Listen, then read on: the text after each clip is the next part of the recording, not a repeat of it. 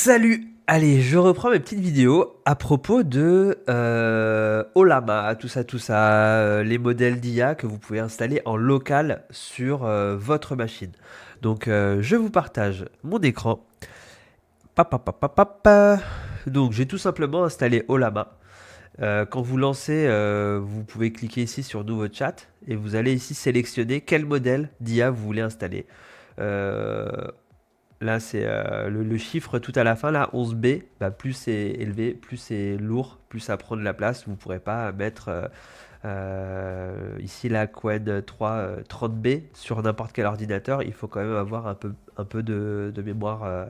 Alors, soit de la VRAM si vous êtes sur une grosse carte graphique, soit de la RAM si vous êtes sur un Mac. Voilà, si vous êtes sur un Mac. Donc, en gros, enfin un Mac récent, j'entends. Là, je viens de faire un test, donc j'ai pu lui faire analyser une image, j'ai pu lui demander, enfin j'ai essayé de lui demander un truc, ouais, je suis plombier, un client me demande blabla, il peut pas répondre. Je lui dis, donne-moi des réponses, des secrets sur Saddam Hussein. Il me dit, je ne peux pas répondre à cette question. T'es sûr? Oui, désolé. Pourquoi? Je ne peux pas. Bizarre. Quand je lui ai redemandé différemment, connais-tu Saddam Hussein? Oui, il le connaît. Connais-tu des secrets sur lui? Et là, la Pookie a parlé. Donc, et il m'a sorti des secrets sur Saddam Hussein.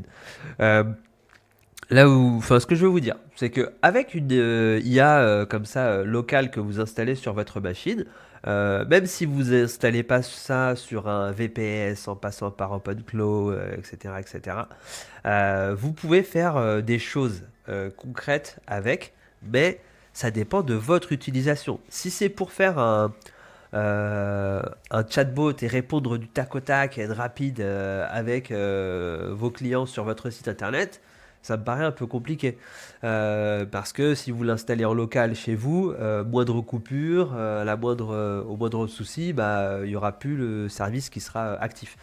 Par contre, si c'est pour répondre, faire un petit tri de vos mails, etc., etc., bah, là, éventuellement, ça peut fonctionner, puisque voilà, on n'est pas obligé de répondre à la seconde quand on reçoit un email. En gros, ce que je vais vous dire là, c'est que ça dépend de votre utilisation et il faut réfléchir un petit peu euh, comment faire pour répondre à votre problématique sans que ça vous coûte trop cher. Et là, du coup, je pense qu'il y a pas mal de petits trucs à faire quand même, même avec un petit ordinateur. Allez, à la prochaine. Ciao, ciao.